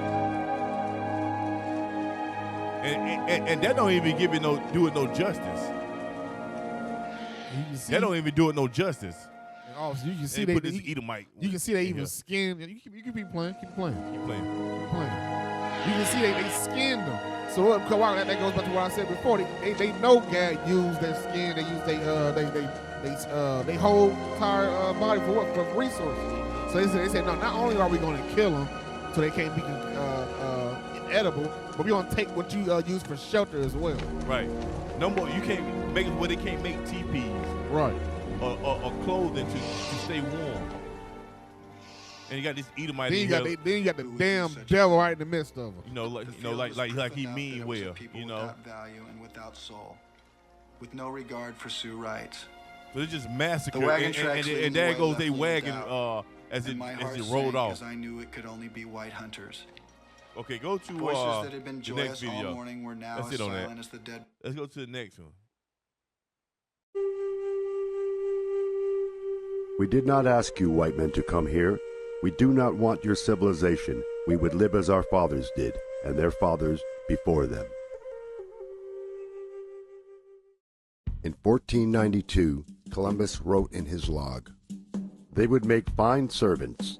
With 50 men, we could subjugate them all and make them do whatever we want." Columbus proceeded to unleash a reign of terror unlike anything seen before. When he was finished, 8 million Arawaks, virtually the entire native population of Hispaniola, had been exterminated by torture, murder, forced labor, starvation, disease, and despair. Columbus's atrocities with cross and sword were justified by the Christian doctrine of divine discovery and set religious and legal precedent for the invasion and genocide of America's indigenous peoples for the next 500 years and beyond. By 1650, a precarious relationship between the First Nations of the east coast of North America and New England colonists was collapsing into slaughter and enslavement of native people by settlers who wanted more land and wealth. We find that most of the English colonies sanctioned and encouraged scalping Indians. We find that most of the English colonies sanctioned and encouraged scalping Indians. Encouraged. There was a government order. They passed laws. They gave rewards. Sanction, right? They gave rewards for if you brought a scalp in. Right. You got rewarded for that. Right. Oh, come on, man. His soul that's lifted up is not upright in him. He ain't right. Play on. In 1776, the United States birthed the first 13 states on land taken through the ethnic cleansing of dozens of eastern seaboard tribes. The Declaration of Independence further enshrined the belief of Euro-American settler supremacy by declaring native peoples to be merciless Indian savages. In 1787, the United States adopted its Constitution. Article 6 established treaties as the supreme law of the land. Despite this supreme law, Micah 2, verse 1. Micah chapter 2, verse 1. Woe to them that devise iniquity and work evil upon their beds. So the Constitution is basically them devising evil. Read on. When the morning is light, they practice it. Uh-huh. Because it is in the power of their hand. Because they rule everything, okay? The earth been given into the hand of the wicked, okay? So when they put their things into law, okay, that's them practicing it, okay? Because the power is in their hand. Read on. They covet fields. And they covet fields. And take them by violence. So that's what they put, okay? They put that into their law and into their constitution, where you can take lands from them because they just Indian savages, like we just saw, okay? And houses, and take them away. Go ahead. So they oppress a man and his house. So they oppress a man in his house, meaning in his homeland, read. Even a man and his heritage. They take people's heritage. They took the original Greeks. They took their heritage. Right. They took the heritage of the Native American Indians. They took the heritage of the children of Israel. Okay, they took they taking everybody's heritage. Okay, and that's going into that falsehood, that spirit of falsehood and do lie. Right. Okay. Let's go to Habakkuk 2 and 6. Habakkuk chapter 2, verse 6. Uh-huh. Shall not all these take up a parable against him and a taunting proverb against him? Meaning, sooner or later, these nations going to rise up against this beast. Okay. Read on. And say, woe to him that increaseth that which is not his. He's increasing everything that's not his. Gold, diamonds, oil, bauxite, copper. He increases which is not his. Read on. How long? And to him. So how long is it? So the prophet is saying, how long? Read on. And to him that ladeth himself with thick clay. Meaning he's heaping all nations into himself. But it's not going to work because the Lord didn't make all nations to come together in one big melting pot. Let's show that in Deuteronomy 32 and 8. The Lord didn't make it for all nations to live together.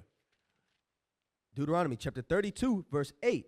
Uh-huh. When the Most High divided to the nations their inheritance. So this man always opposes the Lord.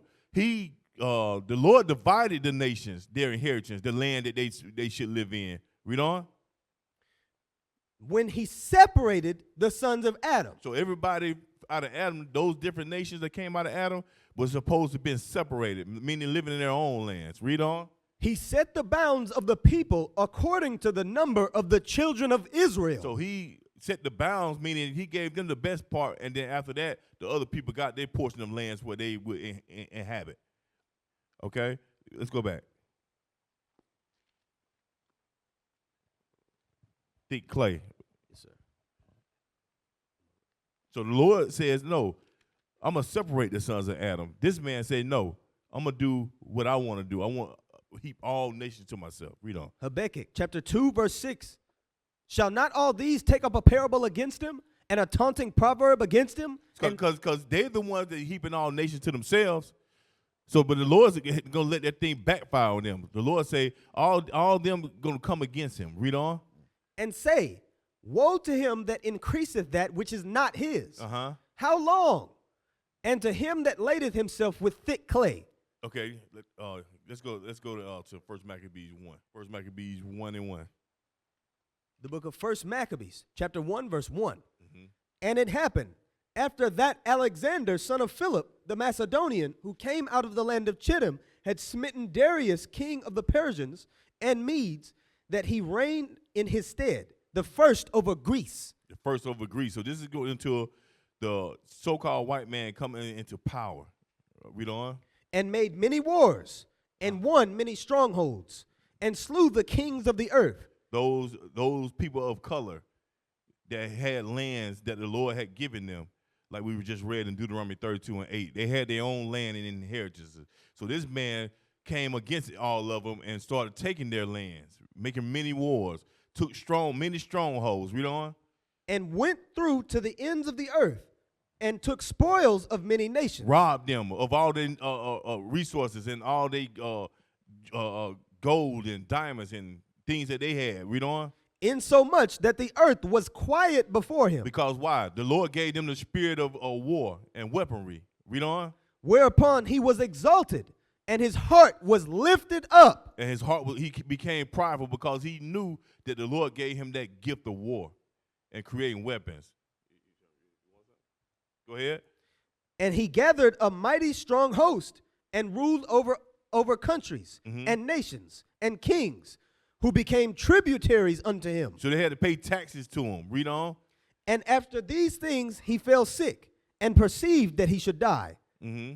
Wherefore he called his servants, such as were honorable, and had been brought up with him from his youth. So he called his generals, those who helped him rule. Read. And parted his kingdom among them. Jump down to verse 9. That's the point. Verse 9. And after his death, they all put crowns upon themselves. So did their sons after them many years. Mm-hmm. And evils were multiplied in the earth. What happened? Evils were multiplied in the earth. So when this man started ruling, evils were multiplied in the earth. Meaning, when the so-called white man came into rulership, evils were multiplied. Right. in the earth. And what do you think he taught his sons to do the same thing he did? They passed their knowledge upon what generation upon generation upon generation. Okay, jump over to verse 41. Verse 41. Moreover, I want to try to bring it into the thick clay, thick clay that he bring all nations to himself. Read on. Verse 41. Moreover, King Antiochus wrote to his whole kingdom that all should be one people, and every one should leave his laws. So all the heathen agreed according to the commandment of the king. So all those heathens that were conquered, that was in subjection to him, to the so-called white man at this time, they agreed to leave their laws. Whatever they follow in their land, when they became under the rulership of the so-called white man, they agreed to leave their laws. Read. Yea, many also of the Israelites consented to his religion. And so even so, all people follow the so-called white man and consented to that wickedness. Read on. And sacrificed unto idols. So we sacrifice unto idols. So that's us following their laws, the evils. Read on. And profaned the Sabbath. And we profane the Sabbath. Read on. For the king had sent letters by messengers unto Jerusalem and the cities of Judah, that they should follow the strange laws of the land. And forbid burnt offerings. Forbid burnt offering, because they don't want us to serve the Lord. They don't want us to have that connection with our Father. Read on. And sacrifice and drink offerings in the temple, and that they should profane the Sabbaths and festival days. So that's what they want us to do today. Profane the Sabbaths and festival days. They want us shopping on Saturdays. Right. Going to the club on Friday and Saturday nights. And also, just think about what we read about. This was the time of the Greeks. Aren't they not still doing that today? Aren't they still pushing the same laws that they pushed back then? Same people. Profane the Sabbath. Make sure that the people of God, the Israelites, are accustomed to what? Their religion, not the Bible. They doing the same thing they doing today. It's the same people. We talk about the same people. All right? Go back. Read on. And pollute the sanctuary. Hold on. You go back up to verse 4. This is my point right here. Let me see. 41. Will they bring all nations to them? Yes, sir. Verse 41. 1 Maccabees chapter 1. Moreover, King Antiochus wrote to his whole kingdom that all should be one people. That all should be one people. And what we got today in America, the melting pot, that great melting pot today. They all should be one people. Okay, so let's go to Psalm 17 and 13.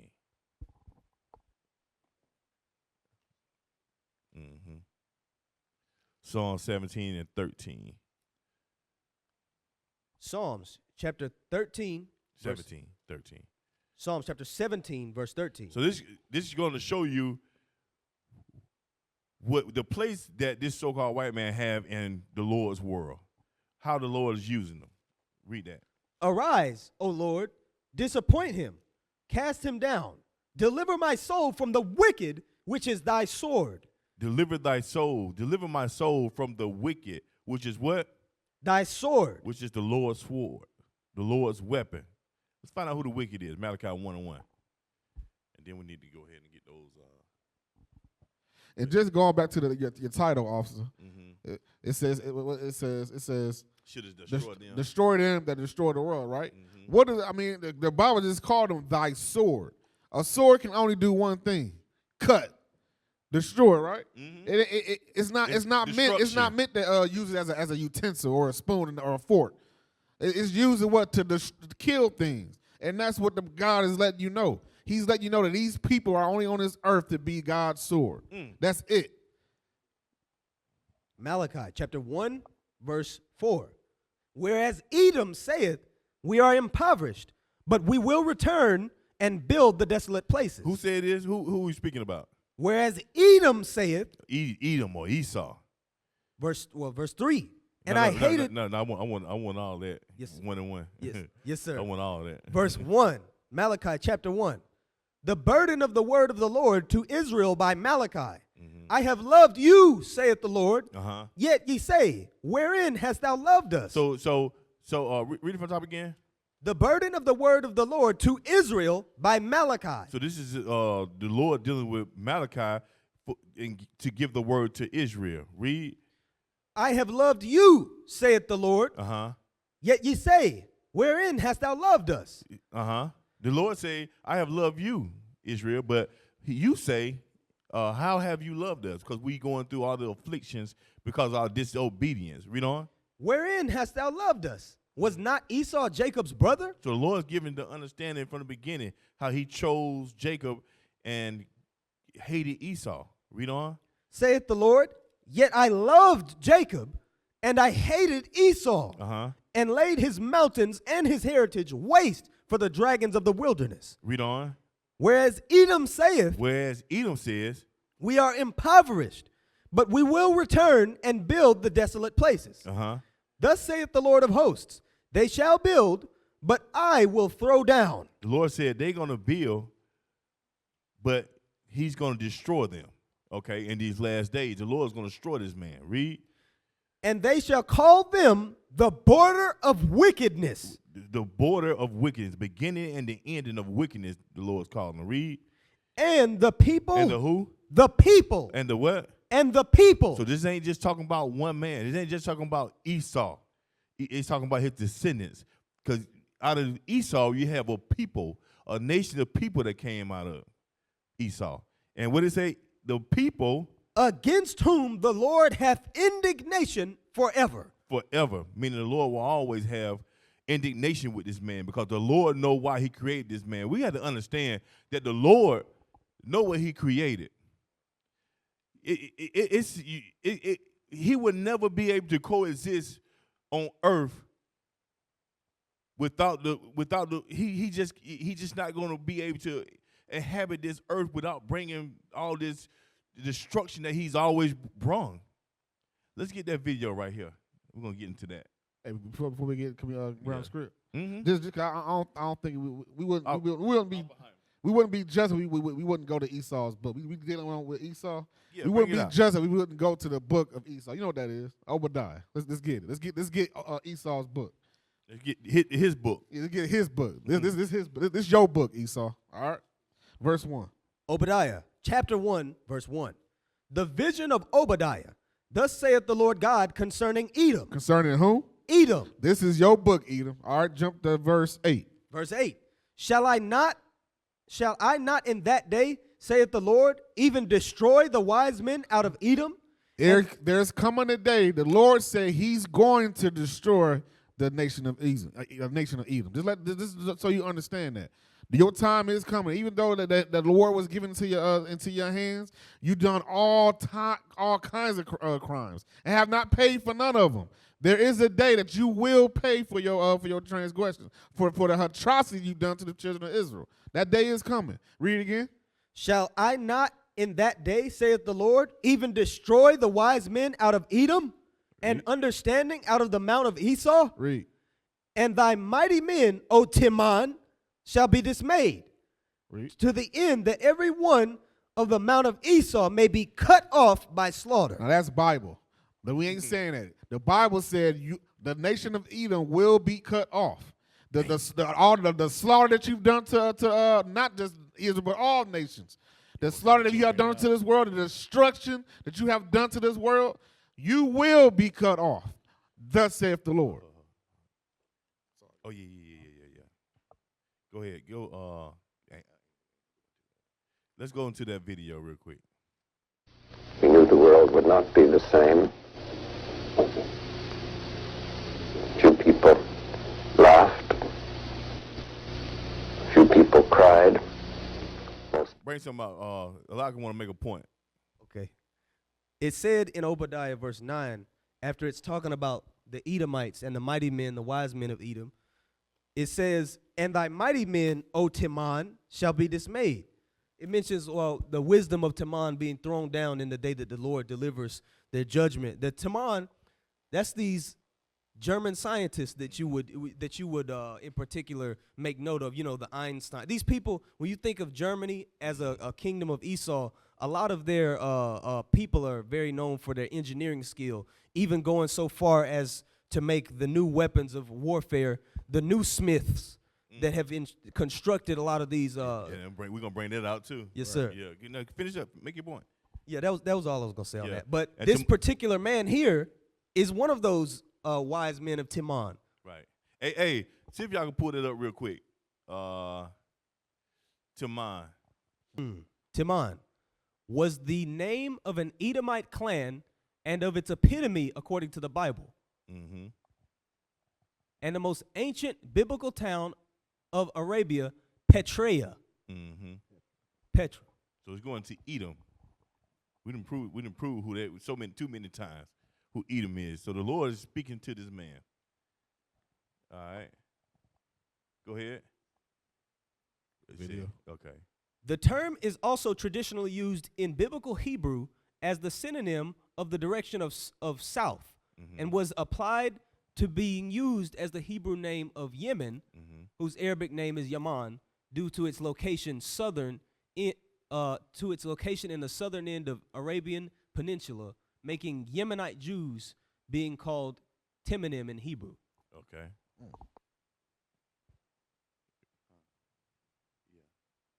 We ain't got to dwell on that. But let's go to that video we were just about to play. Let's play that. We knew the world would not be the same. Few people laughed. Few people cried. Most people were silent. I remembered the line from the Hindu scripture, the Bhagavad Gita. Vishnu is trying to persuade the prince that he should do his duty, and to impress him takes on his multi-armed form and says, "Now I am become death, the destroyer of worlds." Now I am become death, the destroyer of worlds. He know who he is. He know who he is. He know who he is. Okay, give me Isaiah 9:5. The book of Isaiah, chapter 9 and verse 5. For every battle of the warrior is with confused noise and garments rolled in blood. But this shall be with burning and fuel of fire. So so in ancient time, read it from the top again. For every battle of the warrior is with confused noise. Because war was noisy. Okay, you got swords clinging together. You got people yelling. In pain, dying. Right. So you got a lot of noise. There's confusion going on. Read on. And garments rolled in blood. So people were bloody. You might see somebody with a leg been chopped off, or a hand been chopped off, arm chopped off, and garments rolled in blood. Read on. But this shall be with burning and fuel of fire. But this war in these last days is going to be with burning and fuel of fire. Meaning, what can destroy like this, where it's no fighting? It's just burning and fuel of fire. It's just creating fire and just gonna destroy. And then we just see the video. I am become death, the destroyer of worlds. Destroyer of worlds. This so-called white man has brought nuclear capability in this world. He has created something where it will destroy him. So tell me that Satan is not driving this man. He have created something that would destroy himself and everybody with it. What they're telling you, that this man knows his fate. This man knows that the Lord is using him for a dispensation of time. He's here to take everything he can with it. That's what we have to realize. Give me Isaiah 54:16. No, that's heavy what you're bringing out. And just in that verse, it said, in every battle of war, it was of a warrior with confused. Meaning, even at that time, who had the best weapons? Esau. We mentioned that as Alexander the Great. And even when it comes to the end of times with the burning and fuel of fire, Esau's still gonna have that the best weapon. So it's talking about the same person. Let's play that then. You ain't seen that one, Asia? Send it. I'm gonna send this one too. There's an article that I put up on the channel. Most recent thing, something that is the smith, the coals that he blew in the fire that have melted and smelted and constructed this particular weapon of mass destruction, unlike any seen. A weapon that is, by all rights, inhumane in its very conception. Look at that there. So this here says, this is a Newsweek article. It says, Russia's Satan II intercontinental ballistic missile, ICBM, is said by its manufacturer to be unparalleled worldwide, though experts believe the threat of its use might exceed the power of the weapon. Which read that part again. Russia's Satan II intercontinental ballistic missile is said by its manufacturer to be unparalleled worldwide, though experts believe the threat of its use might exceed the power of the weapon. Might exceed the power, meaning they don't even know the outcome of this thing is so powerful. There's a picture of it if you scroll down. They even showing you who's really of the Edomite nations in charge. Russia has to, according to this START treaty obligations, warn the United States whether or not they're going to test or practice with these certain types of weapons. Right. That's crazy. Right. I got one more video.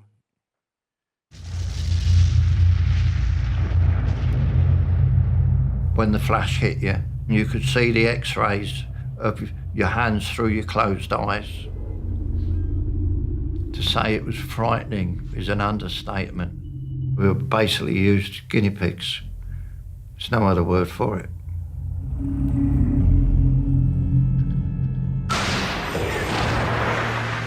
The threat of nuclear war hasn't been this high since the Cold War. We will have no choice but to totally destroy North Korea. To better understand this existential danger, I want to speak to soldiers who've experienced atomic bomb explosions up close.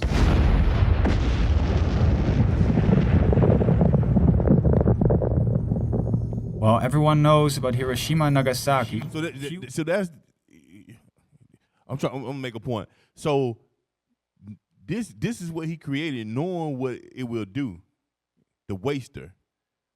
He knows that this will destroy. Like I said, he's here. He's not worried about it. He knows his fate. So he creating this for the Lord, for us, for the wicked of our people. He want to take as many people, even he would rather have the righteous, but he want to take as many people as he can with him because he knows his fate. Play on. Few are aware that an additional 2,000 atomic bombs were detonated after World War II and tested on hundreds of thousands of young soldiers to prepare them for nuclear war. Most nuclear tests were performed by the United States and Russia, but 20,000 British soldiers were also involved. These missions were secret, and up until recently, the veterans weren't allowed to discuss them. Only a few of these men are still alive today. I've been invited to a reunion of atomic veterans in a village near Bristol. The veterans showed in between the two continents all those blue lights and different color lights where they was testing them. They said an additional few were tested. That area, there's an area there called the Bikini Atoll, which was used as a series of islands to test the nuclear facilities. You see it in the beginning of the movie Godzilla, the 2014, where they showed, like, they say that's where he came from or whatever. But Bikini Bottom, you know, SpongeBob, they say that's what that's based off of. But they were testing nuclear weapons over there, thousands of them. It said. Right. Good point. Good point. Awesome. Play on. The veterans have traveled from all over the country to share their experiences. I wonder if they're more concerned about the threat of nuclear war than my generation is, as they have experienced the power of these weapons firsthand. And it's 100 When I arrive, the room is full of old men playing bingo. Hello, I'm Wester. Wes. I'm Wes. Wes. It's hard to imagine that they have seen atomic bombs detonate. The book of Isaiah, chapter 54, verse 16. Behold, I have created the smith that bloweth the coals in the fire, and that bringeth forth an instrument for his work. So read it from the top again. Behold, I have created the smith that bloweth the coals in the fire. The Lord said, I have created the smith. And we just watched that video of the smith that he created that came up with this nuclear capability, Oppenheimer. The Lord said, I have the scientists. I have created the scientist or the smith, because today they use scientists instead of smiths.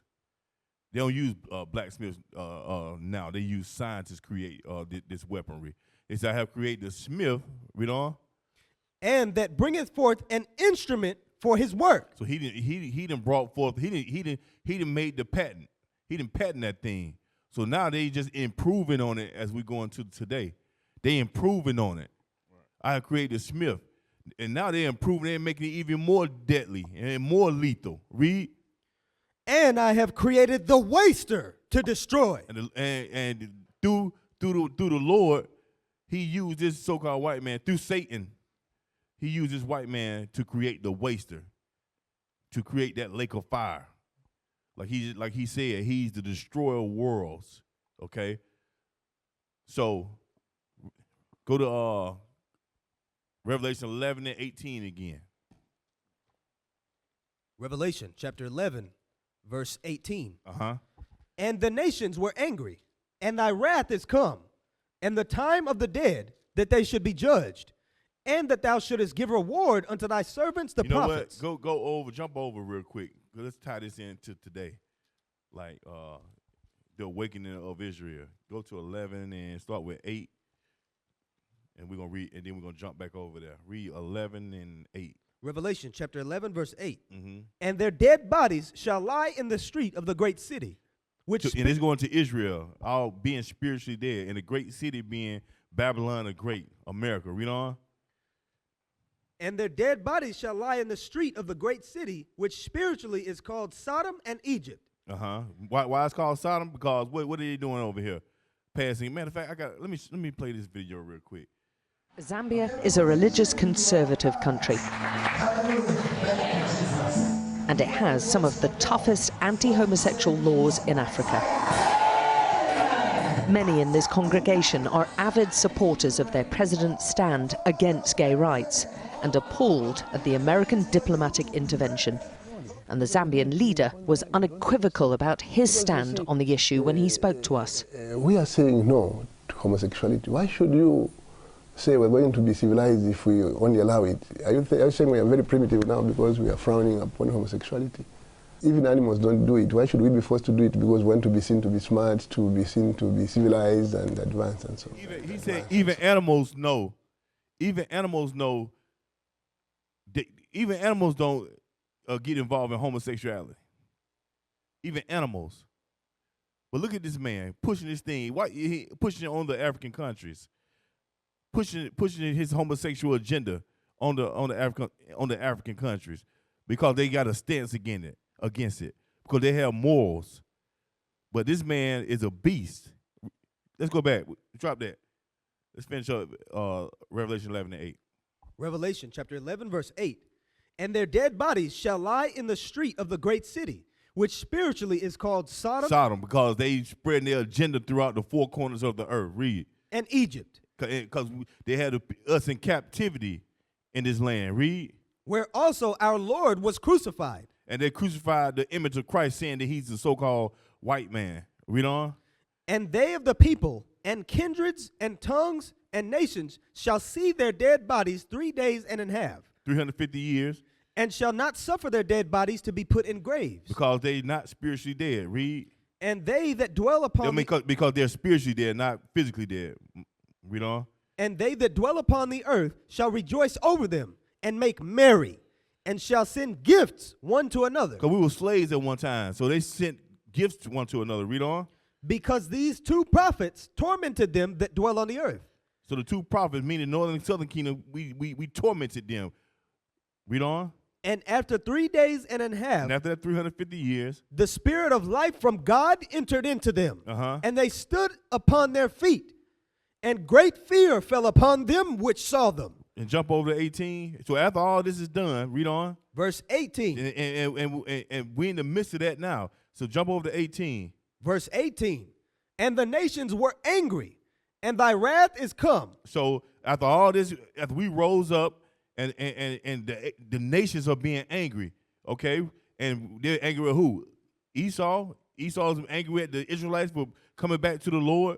The nations are angry, more angry with Esau, Edom. Read on. And thy wrath is come. So it's time for his judgment to come. Read on. And the time of the dead, that they should be judged, and that thou shouldest give reward unto thy servants the prophets. So at this time, the Lord is going to give us the reward. Read on. And to the saints, and them that fear thy name, small and great, which shouldest destroy them which destroy the earth. So that's the purpose. This is the whole thing that's going to go down. The Lord is going to destroy them. The Lord is allowing this man to destroy the earth because of all disobedience. In the end, the Lord is going to destroy him for destroying the earth. Even though the Lord got him destroying the earth, the Lord's still going to judge him for destroying the earth. What is a nation? Nation is family. Nation is community. Nation is men leading by example. Nation is women's support. Nation is children with role models.